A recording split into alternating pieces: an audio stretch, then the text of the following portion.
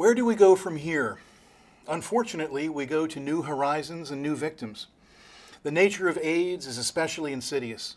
It enters high-risk populations with its usual 10-year dormancy period. By the time effective public health measures can be put into place, it's too late. This has been a huge challenge in the West with its sophisticated health apparatus. In the developing world, the scenario is impossible. The disease is spreading as I speak. AIDS reached Asia in the mid-1980s. It's now second to Africa in the number of cases, already 5 million by 2008. Initially, it was spread by sex workers in Thailand and Burma and Malaysia. These countries have seen dramatic increases among IV drug users, homosexuals, and prostitutes. AIDS has reached China. At first, there were years of official denial, then finally admission in 2001. Some 600,000 are infected. By 2010, 10 million are infected. One medical writer claims it's a rumbling volcano. As we've seen, IV drug use is more responsible for the epidemic than sexual transmission in China. The SARS epidemic in China in 2003 jolted the government into action with new emphasis on education concerning condoms and prevention, but there remain massive problems of delivery and education. AIDS came to Thailand in 1985.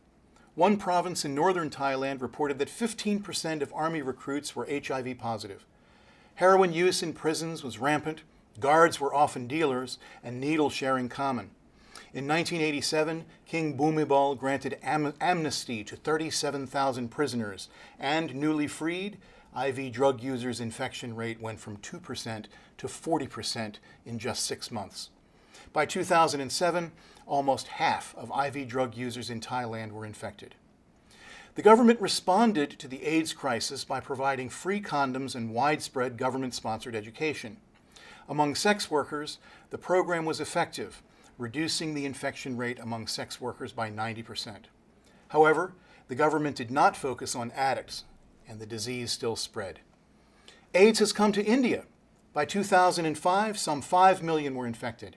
India is a conservative country where discussion of sex is very problematic. But as in Africa, long-distance truck drivers and sex workers combine to spread the disease unchecked. Infections among IV drug users is climbing. Some Indian female prostitution populations show a 50% infection rate. As in Africa, married men from rural areas patronize sex workers in cities, then bring home HIV to wives. And as in Africa, women often remain silent. A woman from a small village near Chennai remarked, "If you want to stay in your village, don't tell anybody." And AIDS has come to Brazil. By the late 1990s, 500,000 were infected, but the Brazilian government has responded aggressively, building AIDS clinics in poor areas. Brazil has its own labs to make generic drugs and can negotiate lower prices from giant farm companies that hold patents for cocktail. Brazil's constitution entitles everyone to health care, and Brazil was the first country to guarantee antiretrovirals to all its citizens. There has been substantial free distribution of drugs, with government, civil society, and churches all working together, encouraging open conversation about sex and condom use. This has been one of the few success stories outside of Europe and the US. In Brazil, less than 1% of the population is infected with AIDS. But new HIV epidemics are now raging in Eastern and Central Europe, where infections have increased 20-fold in the last 10 years. Russia has the largest epidemic in Europe, with an estimated 1 million infected. The breakup of the Soviet Union in the late 1980s, an inflation rate of 20%, high unemployment, and some 40% of the population below the poverty line all combined to promote the AIDS epidemic. To deal with their stresses, Russians turned from vodka to cheap heroin produced by Afghan warlords, and IV drug use soared. In most major cities, 50% of IV drug users are infected. The epidemic is spreading, 90% through needle use, and a new drug, Himka, a cheap injectable liquid opiate, rapidly gained popularity.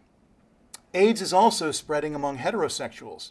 The traditional Russian bathhouses are increasingly used as brothels in major cities, and condom use lags far behind the West. One Russian medical researcher observes, quote, "It's as if we're standing on a beach, watching a giant wave coming right at us. We know it, We see it. We can do almost nothing about it. We're just going to get swept away. What is the final solution to the AIDS problem? Most agree it's a vaccine. Some effort has been directed to finding one. A successful vaccine has solved the problem of polio, of smallpox, rubella, and measles. A vaccine is cheap, reliable, long-lasting, and has few side effects. An AIDS vaccine could rid the world of a terrible scourge, end the need for hospital intervention, and save the world billions of dollars in treatment and lost productivity. This holy grail drew $350 million in research money by 2002. But AIDS dictates strange economic behavior. Big Pharma is generally unwilling to commit big money to research efforts to find a vaccine.